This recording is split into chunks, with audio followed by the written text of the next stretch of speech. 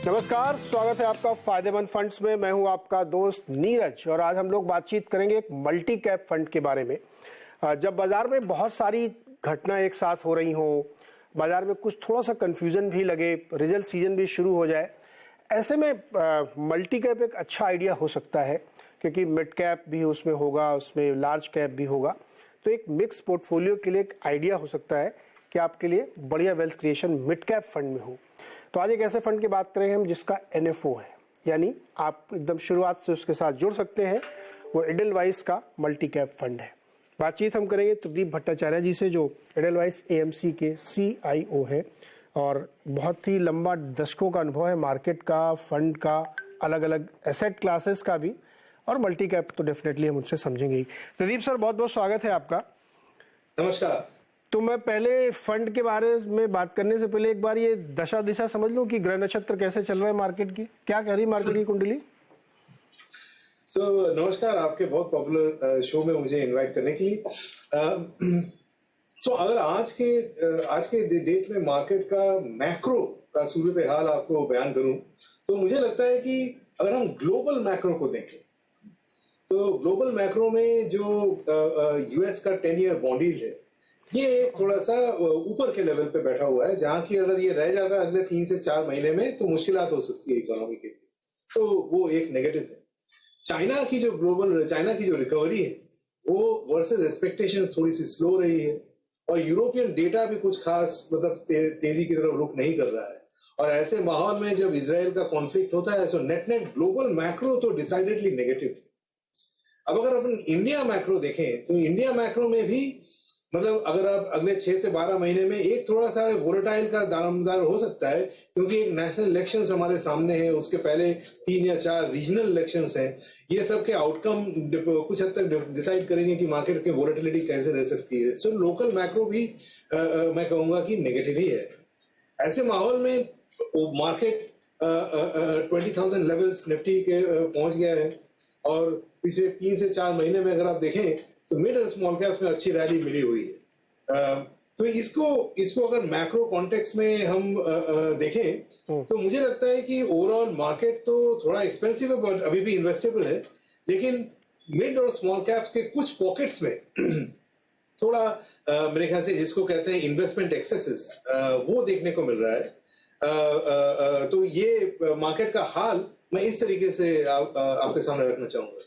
नहीं, well explained sir, बहुत अच्छा है। इसमें ग्लोबली और डोमेस्टिक भी वोलेटिलिटी के लिए एक पर्याप्त कारण है।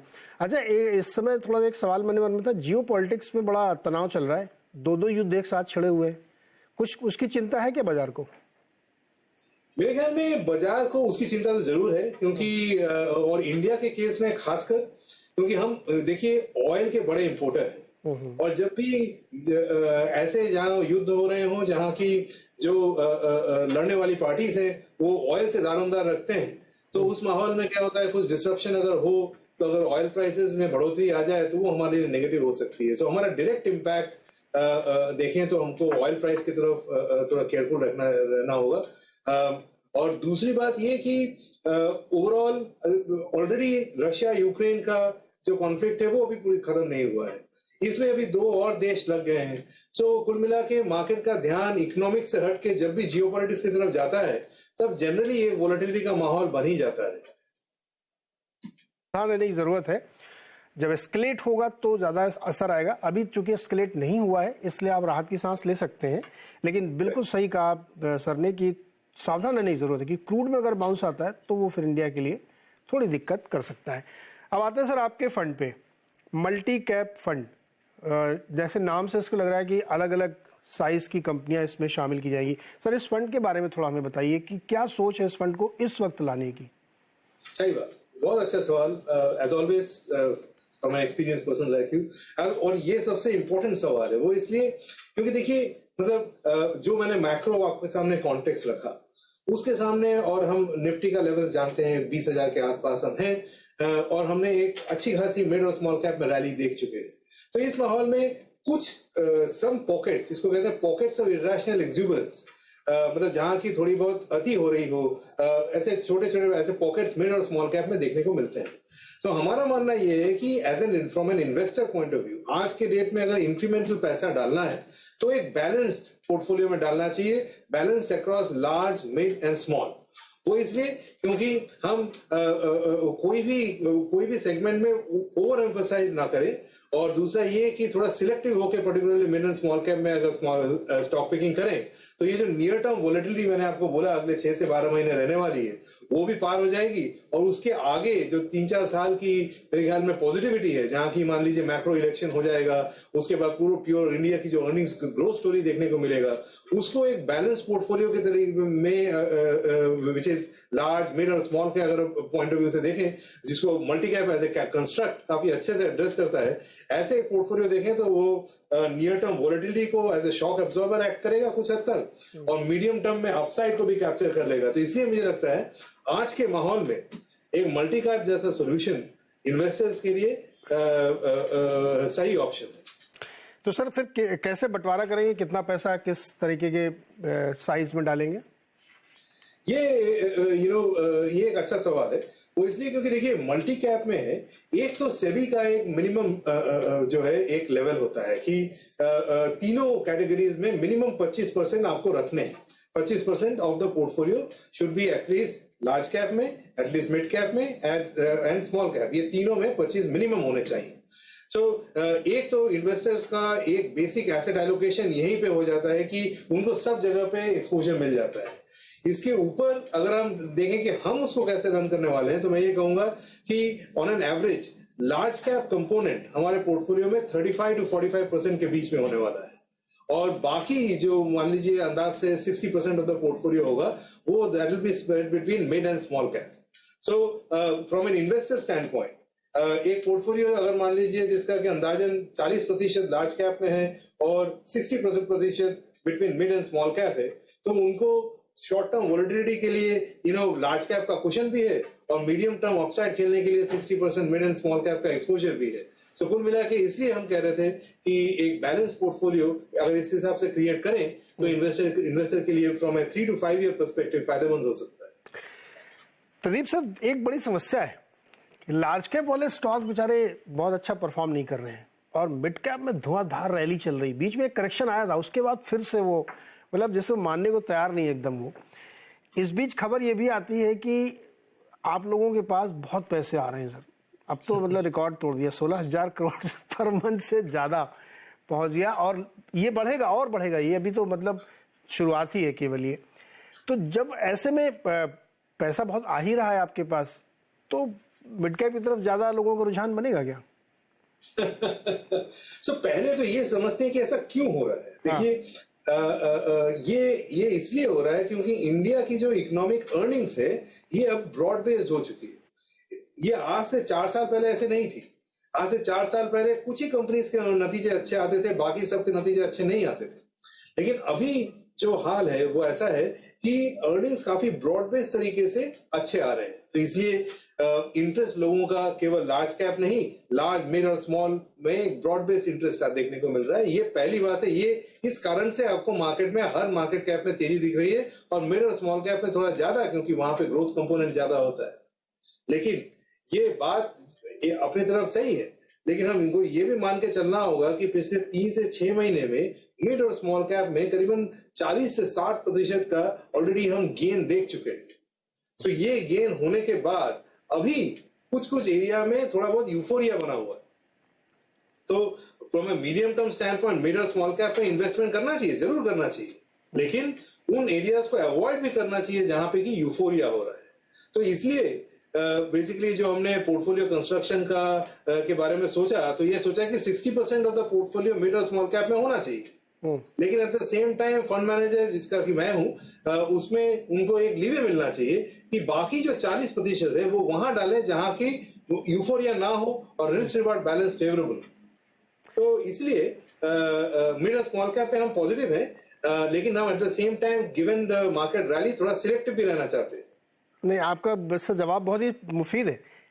उसमें समस्या ये है कि जो जिनको बड़े वाले शेयर खरीदना है FII, वो आजकल थोड़ा सा नाराज हैं, चले जाते हैं बार बार बेच के, और जहाँ पे हम लोगों को लेना है वहाँ पे वैल्यूएशन बहुत सही कह रहे हैं आपकी, एस्ट्रोनॉमिकली हाई है कहीं कहीं पे।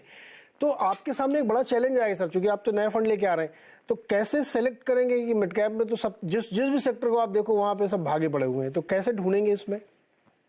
देखिए, मेरा मानना ये है कि जो हम लोग एक मॉडल पोर्टफोलियो के तरीके से पहले रन करते हैं देखने के लिए कि जब मार्केट में लाइव जाएंगे तो वो कैसे दिखेगा।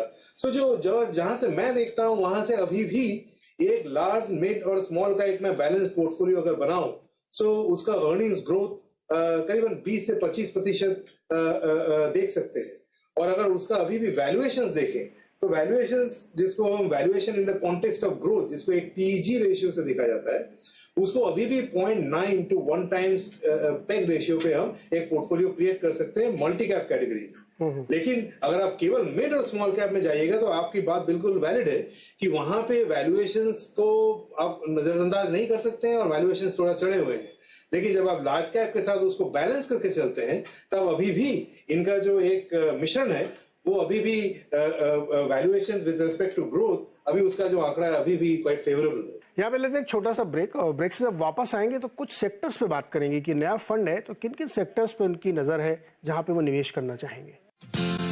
आपका फायदेमंद फंड्स में, और आज हम बातचीत कर रहे हैं एडलवाइस के मल्टी कैप फंड के बारे में, और बातचीत हो रही है त्रिदीप भट्टाचार्य जी से जो सीईओ हैं, और हम ये समझने की कोशिश करें कि इस नए फंड में किस तरीके की थीम्स को शामिल करेंगे और किसको आउट रखेंगे। तो कैसे सेलेक्ट करेंगे सर सेक्टोरली? फिर हमें समझाइए कि आपकी रडार पे कौन कौन से आइडियाज या सेक्टर्स है जहां पे आपको लगता है कि इस फंड के जरिए आप डिप्लॉय करेंगे।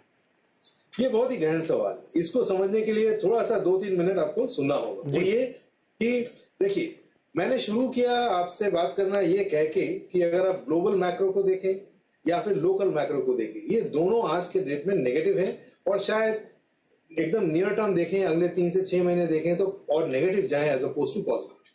ऐसे माहौल में केवल मैक्रो कंडीशंस को देख के इन्वेस्ट करना तो बड़ी मुश्किल बात होगी। तो हमने ये सोचा है कि rather than focusing on macro, हम बॉटम अप बेसिस पे ऐसी जगहों पे फोकस करें जिनका की अर्निंग्स दुरुस्त रहे। इसको हम अंग्रेजी में कहते हैं पॉकेट्स ऑफ अर्निंग्स रेजिलियंस। अगर हम एक पोर्टफोलियो बनाएं जहां की जिनके अर्निंग्स दुरुस्त रहे, तो हमारा मानना यह है कि अगर मान लीजिए मैक्रो नेगेटिव रहता है तो यहाँ पे अर्निंग्स कम कटेंगे, और अगर मैक्रो पॉजिटिव हो जाता है किसी कारण से तो यहाँ पे अर्निंग्स अपग्रेड आएंगे। तो ये जो एक स्ट्रेटजी है on a bottom up basis, इससे हमको लगता है कि heads I win more, tails I lose less जैसा एक कार्यक्रम हो सकता है। तो अब बात ये आती है कि ऐसे कौन से पॉकेट्स ऑफ अर्निंग्स रेजिलियंस हैं। तो हमारे हिसाब से 5 ऐसे पॉकेट्स ऑफ अर्निंग्स रेजिलियंस है। इसमें सबसे पहला है कैपेक्स एज ए थीम। ये मुझे लगता है कि इंडिया में एक मैन्युफैक्चरिंग अपसाइकिल हो रही है जिसके हम बीच में है, और ये 4-5 साल तक लंबा चलेगा, और ये एक्चुअली अगर हमारे स्टेबल इलेक्शंस हो जाते हैं तो उसके बाद और जोर पकड़ेगा। सो यहाँ पे मुझे लगता है कि जो भी कंपनीज इससे जुड़े हों, चाहे वो इंडस्ट्रियल्स हो, कैपिटल गुड्स हो, इंफ्रास्ट्रक्चर हो, यहाँ के अर्निंग्स अगले 2 से 3 साल तो दुरुस्त रहे। ये पहली जगह। दूसरा मैं कहूंगा लेंडिंग फाइनेंशियल्स, जिनको कि हम बैंक्स या एनबीएफसीज कहते हैं। पिछले 25 साल के मेरे करियर में बहुत कम बार मैंने ऐसा देखा है कि जहां पे कि ग्रोथ भी बढ़िया हो और एसेट क्वालिटी की चिंताएं भी ना हो। तो ऐसा माहौल अभी है। ये उतना लॉन्ग टर्म थीम नहीं है, लेकिन अगले 1 साल पॉइंट ऑफ व्यू से बैंक्स और एनबीएफसीज के जो अर्निंग्स हैं वो भी दुरुस्त रहने वाले हैं। तो ये हो गया दूसरा पॉकेट ऑफ अर्निंग्स रेजिलियंस। तीसरा मैं आपको कहना चाहूंगा Neeraj ji, real estate sector के बारे में। ये मेरे हिसाब से 5 से 7 साल का एक अपसाइकिल के बीच में है हम लोग, और जिसमें कि पिछले साल सारे ऑल ओवर इंडिया जो इन्वेंट्री है वो बॉटम आउट हो चुकी है। तो अभी बिल्डर्स धीरे धीरे नए फ्लैट्स ला रहे हैं क्योंकि मार्केट में सप्लाई कम है। तो इसलिए मुझे लगता है कि overall real estate as a sector, direct और इनडायरेक्ट प्लेस, ये दोनों एक अच्छे पॉकेट ऑफ अर्निंग्स रेजिलियंस हो सकते हैं। चौथा मैं कहूंगा इंडिजिनाइजेशन ऑफ डिफेंस। ये डिकेडल थीम है। यहाँ पे कुछ कंपनी से मैं जब बात करता हूं तो वो कहते हैं कि मेरे 20 साल के ऑर्डर बुक भी फुल है। तो यहाँ हमको वैसे स्टॉक पिकिंग करनी पड़ती है कि कौन एग्जीक्यूट कर सकता है, but at the same time a strong area of earnings resilience. पांचवा और आखिरी मैं कहूंगा कि ईएमएस, जिसको कहते हैं इलेक्ट्रॉनिक मैन्युफैक्चरिंग सिस्टम, ये एक ऐसी जगह है जहां की सेक्टर वाइड ही ग्रोथ 20 से 30% है। तो उसमें अगर हम थोड़ी सी ढंग की स्टॉक पिकिंग कर लें तो उससे शायद बेहतर हम ग्रोथ ले सकते हैं। तो हम मेरा मानना ये है कि हम ऐसे कंपनीज अगर पिक करें जो ये 5 एरिया से ताल्लुक रखते हो, तो ऐसा करके हम 70 to 75% of our multi cap fund वो इन एरियाज में रहेंगे जहाँ की क्या बोलते हैं अर्निंग्स दुरुस्त है। और ये आज के माहौल में मेरे हिसाब say that will be my best bet in the current market scenario. Sir, इसमें दो सेक्टर में मुझे आपसे और थोड़ा समझना है। एक तो रियल एस्टेट बड़ा फ्रेगमेंटेड है, देश में अलग अलग हिस्सों में अलग अलग कंपनियां, अलग अलग रिटर्न। एक मुंबई का मार्केट है एमएमआर का, दूसरा एनसीआर का, यही दो मार्केट इस समय सबसे बढ़िया चल रहे हैं। तो क्या आप लोग एकदम जियोग्राफिकल सेंट्रिक थीम बनाएंगे या रियल एस्टेट में कहीं भी ले लें, या एक दूसरा तरीका हो सकता है कि हम होम इंप्रूवमेंट के थ्रू प्ले करें, या प्योर रियल एस्टेट कंपनी, और वो भी मुंबई या दिल्ली जैसी कंपनी? बहुत अच्छा सवाल। इसमें देखिए, ये रियल एस्टेट मैंने कहा कि हम 5 से 7 साल की अपसाइकिल है, उसमें हम 2 या 3 साल के ऑलरेडी निकल चुका है। तो इनिशियल राउंड में हमने बिल्डर्स के शेयर्स बड़े अच्छे से खेले, जो कि क्या बोलते हैं डबल ट्रिपल हो गए हैं पिछले 1-2 साल में। अब मुझे लगता है कि जो ज्यादा अपसाइड है ये indirect place of real estate, मतलब tiles, sanitary ware, building materials, इस तरीके के जो शेयर्स हैं उसमें ज्यादा अपसाइड देखने को मिलता है। क्योंकि जैसे कोई प्रोजेक्ट पहले बिल्डिंग खड़ी होती है, उसके बाद धीमे धीमे उसमें टाइल्स और इंटीरियर का काम होता है। अगर इसको ऐसे भी सोच ले तो इनडायरेक्ट प्लेस जो रियल एस्टेट में होते हैं वो थोड़ा financially corporate governance point of view से क्लीन भी होते हैं, और थोड़ा ब्रांडिंग का दारोमदार भी होता है, तो बेहतर कंपनीज भी मिल सकते हैं। सो अगले second round of real estate की जो तेजी होती है वो देखा गया है कि यूजुअली इन जगहों पे अच्छा देखने को अच्छा होता है और अच्छा मिलेगा। दैट इज नॉट टू से कि बिल्डर्स में अभी भी अपसाइड नहीं है, उसमें भी है, लेकिन उससे ज्यादा अपसाइड मुझे लगता है कि इनडायरेक्ट प्लेस में है। अच्छा, ईएमएस डिफेंस वाला तो चूंकि ऑर्डर बुक बहुत लंबी और बनती जा रही, तो उस पर नहीं कर रहा। ईएमएस में सर चॉइसेस बहुत कम है। बहुत सही, गिनी 4-5 कंपनियां हैं जो अच्छी है।